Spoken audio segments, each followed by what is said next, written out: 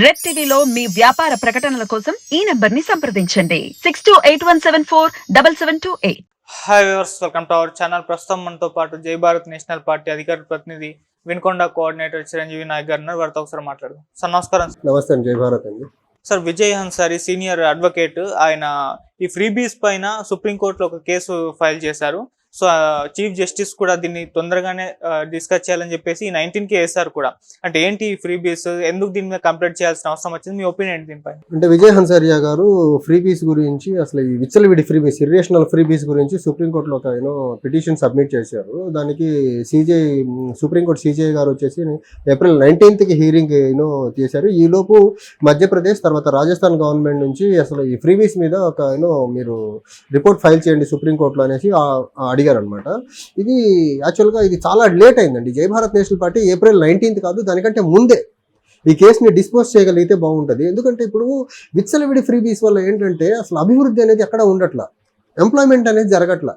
And ఆ freebies కూడా ఎలా ఇస్తున్నారంటే, ఇప్పుడు మనం ట్యాక్స్ పేయర్స్ అంటే ఎవరు ఇన్కమ్ ట్యాక్స్ కట్టే వాళ్ళే కాదండి, మనం ఇండైరెక్ట్ ట్యాక్స్ కట్టే ఇప్పుడు దేశంలో ఉన్న ప్రతి ఒక్క పౌరుడు డైరెక్ట్ ట్యాక్స్, ఇండైరెక్ట్ ట్యాక్స్ కడతానే ఉన్నారు. డైరెక్ట్ ట్యాక్స్ కట్టే వాళ్ళు తక్కువ మంది ఉండొచ్చు, కానీ ఇండైరెక్ట్ ట్యాక్స్ ప్రతి ఒక్క పౌరుడు, దేశంలో ఉన్న ప్రతి ఒక్క పౌరుడు కడుతుంది. మనం కొనే కందిపప్పు, ఉప్పు, తర్వాత మనం ఆకులకి స్టాప్లర్లో వాడే పిన్ మీద కూడా ట్యాక్స్ పడుతుంది. అది సామాన్య ప్రజలకు చాలా మందికి తెలియదు అనమాట.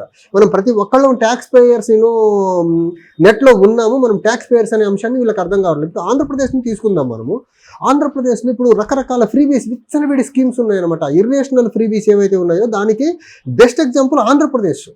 విజయ్ హన్సారియా గారు కేసు వేశారు. దానికి ఎలక్షన్ల ముందు మధ్యప్రదేశ్ తర్వాత రాజస్థాన్ గవర్నమెంట్స్ విచ్చలవిడి ఫ్రీబీస్తో వచ్చిందని కేసు వేశారు. కానీ యాక్చువల్గా ఇలాంటి కేసు ఆంధ్రప్రదేశ్ గవర్నమెంట్ మీద ఎప్పుడో వేయాల్సిందనమాట. ఇప్పుడు వాళ్ళు ఏం చేస్తారు, విచ్చలవిడి ఫ్రీబీస్ ఆంధ్రప్రదేశ్లో జరుగుతున్నాయండి. ఆ ట్యాక్స్ పేయర్స్ మనీ ఎక్కడి నుంచి వస్తుంది?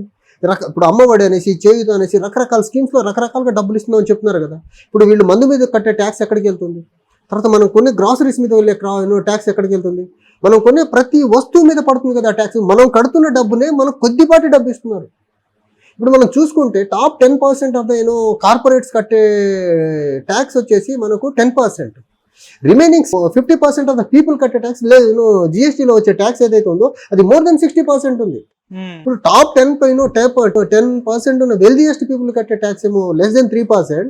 And remaining 50% of the population కట్టే ట్యాక్స్ మోర్ దెన్ 60% ఉంది. ఇప్పుడు ఎవరు ఎక్కువ డబ్బు కడుతున్నారు? 60% ఎక్కువ డబ్బా, 10% ఎక్కువ డబ్బా?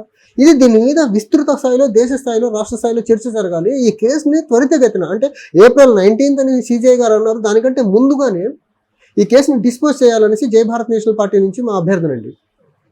అంటే ఇప్పుడు ఈ ఫ్రీబీస్ వల్ల నష్టాలు ఉన్నాయని మీరు చెప్పారు కదా, అంటే ఇప్పుడు దానిపైన ఎటువంటి యాక్షన్ తీసుకోవాలనుకుంటున్నారు? అంటే ఫ్రీబీస్లో ఒక రేషనాలిటీ ఉండాలండి. ఇప్పుడు ఎవరికి ఫ్రీబీ అవసరము?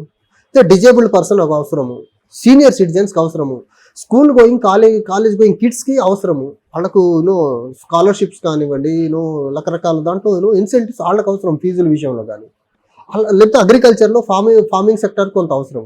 అలా కాకుండా మీరు పిల్లల్ని స్కూల్కి పంపిస్తే డబ్బులు ఇవ్వడం ఏంటి అసలు?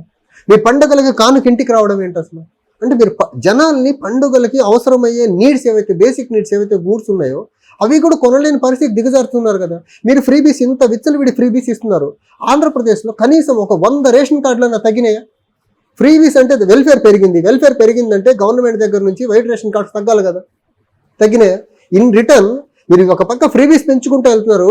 ఇంకా సిమిలర్ వే మనకు ఏదైతే వైట్ రేషన్ కార్డ్ ఇష్యూయింగ్ ఉందో అది కూడా పెరుగుతూనే ఉంది కదా.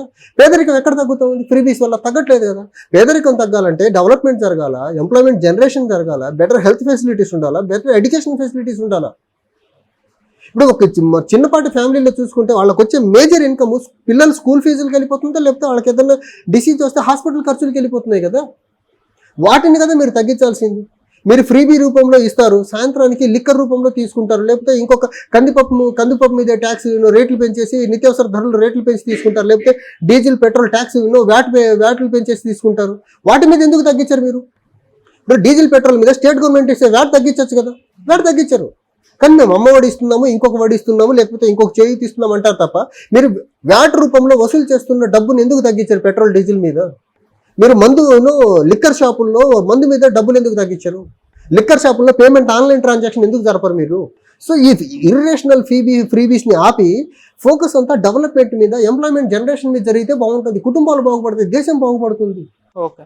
అంతే తప్ప మీరు జనాలకు ఫ్రీబీస్ ఇస్తున్నారు, మళ్ళీ సాయంత్రానికి తీసుకుంటున్నారు కదా ఏదో రూపంలో, అది పెట్రోల్ రూపంలోనో, డీజిల్ రూపంలో, వ్యాట్ రూపంలో తీసుకుంటున్నారు, లేకపోతే నిత్యావసర ధరల మీద వచ్చే జిఎస్టీ మీద తీసుకుంటున్నారు, లేకపోతే మనకు మందు మీద వచ్చే విచ్చలవిడి రేట్ల ద్వారా మందు రూపంలో తీసుకుంటారు. వెనక్కి మీరు ప్రజల దగ్గర డబ్బుని ఎక్కడ, మీరు ఇచ్చిన ఫ్రీబీ రూపంలో ఇచ్చిన డబ్బుని ఎక్కడ ఉంచుతున్నారు?